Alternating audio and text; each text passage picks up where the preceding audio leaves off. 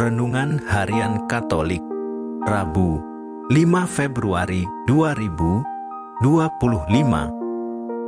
Ditolak. Bukankah ia ini tukang kayu, anak Maria, saudara Yakobus, Yoses, Yudas, dan Simon? Dan bukankah saudara-saudaranya yang perempuan ada bersama kita? Lalu mereka kecewa dan menolak dia. Markus bab 6 ayat 3. Saudara-saudara, barangkali kita pernah merasakan pengalaman ditolak orang lain meskipun kita telah berbuat baik dan membantunya.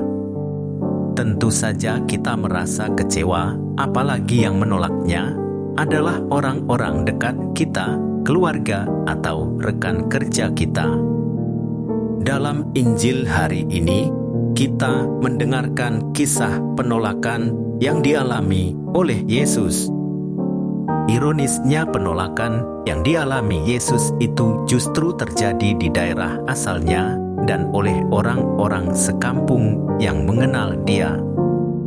Mereka seharusnya bangga dan senang, tetapi mereka malah tidak percaya dan mungkin iri hati atas keberhasilan Yesus sehingga mereka menolaknya.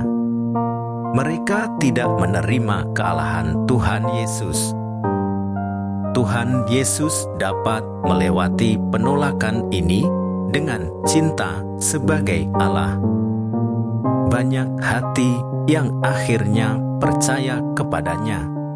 Yesus ditolak dan tidak dihargai karena hal yang lahiriah, yaitu status sosialnya sebagai anak tukang kayu. Akibat penolakan itu, ia tidak dapat melakukan mujizat di sana, kecuali menyembuhkan beberapa orang sakit. Akan tetapi, pihak yang paling rugi adalah mereka yang menolaknya. Akibat penolakan itu, mereka tidak dapat mengalami kasih dan keselamatan yang ditawarkan oleh Yesus. Rahmat, tawaran kasih, keselamatan, dan mujizat dari Tuhan membutuhkan kerjasama dan keterbukaan hati kita sehingga semuanya itu sungguh berbuah dalam hidup kita. Rupanya, karena mereka sangat mengenal Dia, mereka tidak dapat menerimanya. Mereka memilih untuk tidak melihat apa yang terjadi di depan mata mereka. Ini tentu saja ironis. Orang yang merasa sungguh mengenal Dia ternyata tidak mengenalnya sama sekali. Mereka dibutakan oleh keakraban yang dangkal.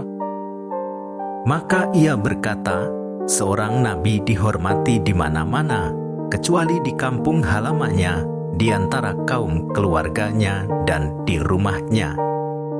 Jebakan keakraban dengan situasi atau orang seringkali membuat kita mudah jatuh.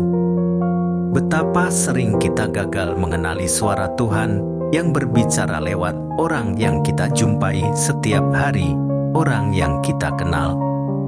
Padahal Tuhan dapat berbicara kepada kita melalui siapa saja, Katolik atau bukan, kerabat, teman, pembantu, anak kita sendiri, orang asing, berpendidikan atau tidak berpendidikan. Santa Agatha yang kemartirannya kita peringati hari ini rela disiksa dan dibunuh karena mempunyai komitmen kuat. Dia ingin hidup suci, mempersembahkan hidupnya hanya untuk Tuhan. Karena komitmen ini, dia menolak lamaran Quintianus, seorang pegawai tinggi Kekaisaran Romawi dan yang akhirnya menyiksa Agatha secara keji sampai mati. Berbeda dengan Santa Agatha, orang banyak yang mengikuti Yesus kecewa dan menolak Dia karena mereka tahu bahwa Yesus anak tukang kayu.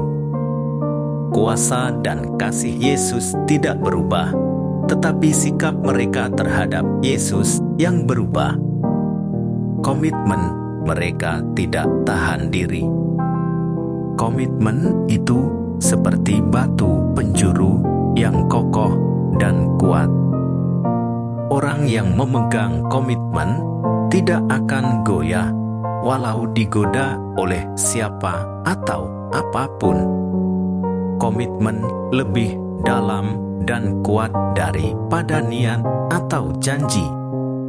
Komitmen yang benar tertanam dalam hati dan tercermin dalam kualitas diri. Gerakan batin itulah yang membuat seseorang memiliki keutamaan dan karakter sebagai orang Katolik yang rela memikul salib. Marilah kita bersyukur apabila mengalami penolakan, sebab kita diajak untuk semakin kudus.